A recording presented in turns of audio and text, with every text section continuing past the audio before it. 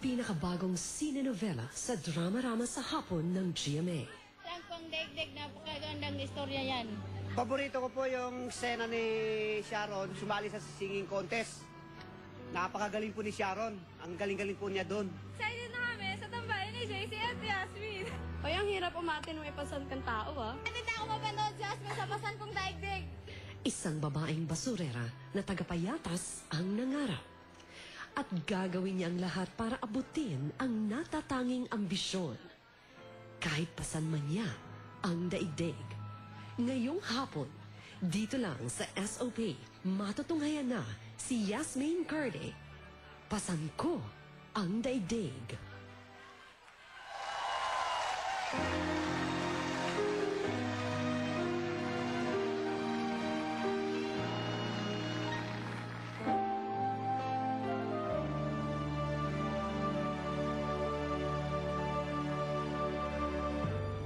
Kahit tagal ko nang hindi lumutang, pag-ibig ko'y tago sa mata.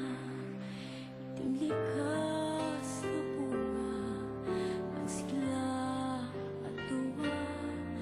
Ngayon'y balat, kayo na lang kaya.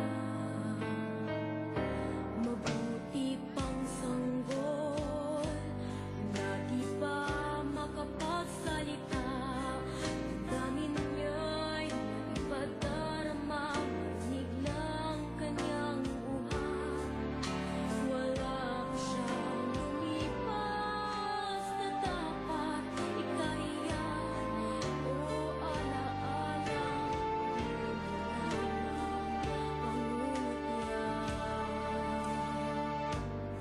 nagdaan sa buhay kong mga araw at katantikang kapalarang nakamtan, ngunit di malimot sa anumang paraan. Damdamin sikilang ay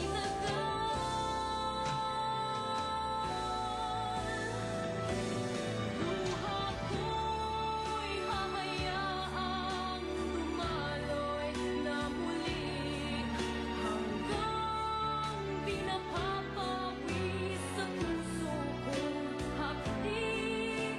Sa labi ko'y namamasdan, ngiting di masilayan, habang puso ko'y bihag pa ng karimlan.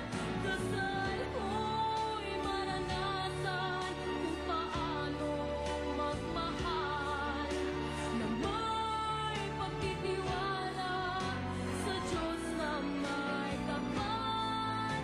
At dahil Siya ang may likha ng buhay at pag-ibig, sa Kanyang pamumukayan, pasan ko ang daigdig.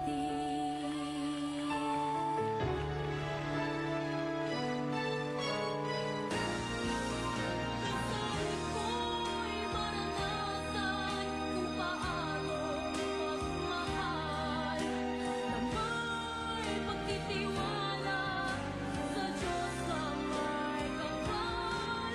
At dahil Siya ang may likha ng buhay at pag-ibig, sa Kanyang pamumubayan, pasan ko ang daigdig. Sa Kanyang pamumubayan,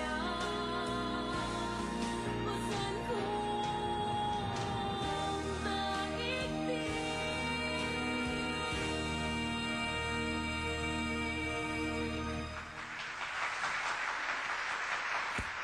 Pagkatapos ng 20 taon, isa sa pinakamagandang pelikula noong dekada 80, ngayon ay matutunghayan na sa telebisyon. Cinenovela presents Pasan Ko ang Daigdig. Kasama sina Gary Estrada bilang Kadyo, dating si Raul Aragon, Alessandra De Rossi bilang Luming, na noon ay si Princess Punsalan. Polo Ravales bilang Tony, Dating ginampanan ni PJ Abellana. Maureen Larazabal bilang Bunny, Dating si Deborah Sun. Mark Escudero bilang Isko, Jenica Garcia bilang Janet. Marco Madrigal bilang Griego, Nooy si Mark Hill. Janine Desiderio bilang Rufy, Dating si Marilen Martinez. Raquel Villavicencio bilang Veron, Tony Mabesa bilang Lolo Ben. Jean Pebangco bilang Mang Herman, Sweet Ramos bilang Josie. and Miss Gina Alahar bilang Metring.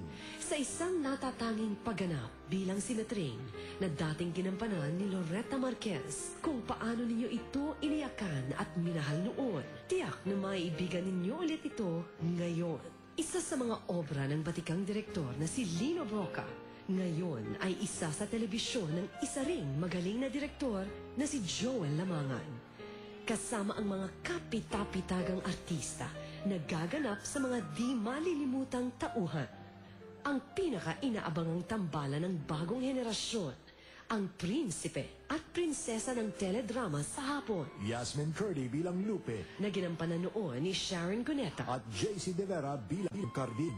na ginampanan ni Tonton Gutierrez. Dahil sa pagtupad ng ambisyon, daigdig mong pasan ay hindi hadlang. Lunes hanggang Biyernes sa Drama-Rama sa hapon ng GMA. Pasan ko ang daigdig. Kahit tagal ko nang hindi lumuluha, paghihirap ko'y naitago sa madla. Iting likas na bunga ng sigla at tuwa. Ngayon'y balat, kayo na lang kaya. Yes! Alright! Ang pinakabagong sine-novela ng GMA, Pasan Ko ang Daigdig. Tita Gina?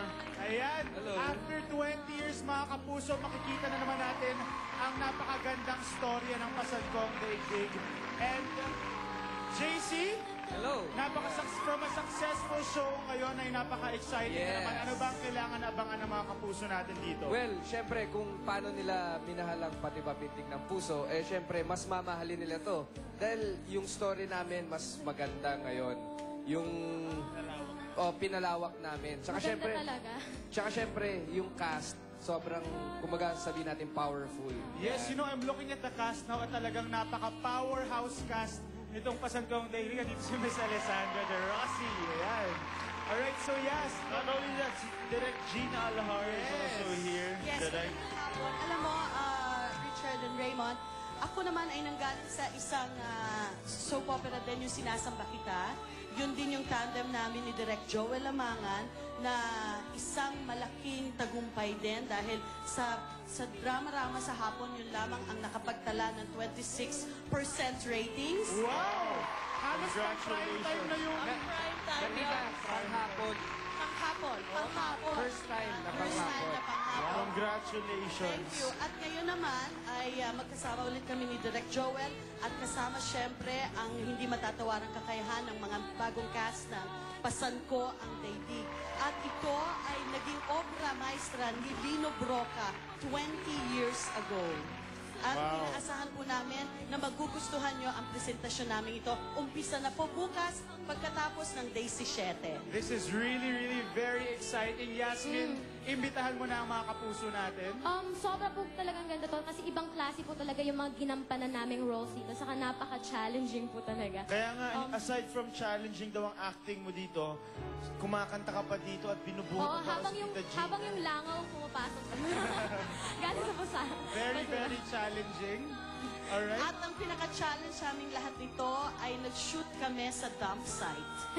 Halos everyday. Halos everyday kami nandyan. Makikita nyo dyan sa dump site. Ganun po pinaghihirapan ng GMA ang bawat shows nila. Ganun po kahirap at dedicated ang GMA na pagandahin ang show. That's right. Palakpakan po natin ang cast ng Pasan Ko ang Daigdig starting tomorrow sa Drama-Rama sa hapon. 3:30 po yan after Kapachin-Chin. Ayan. Alright. So we'll see you guys tomorrow. I'll be watching that.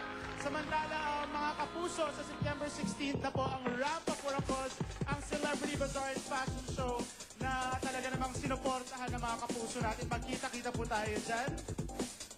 And then a gathering of the most beautiful stars sa pagbabalik ng Super September dito lang sa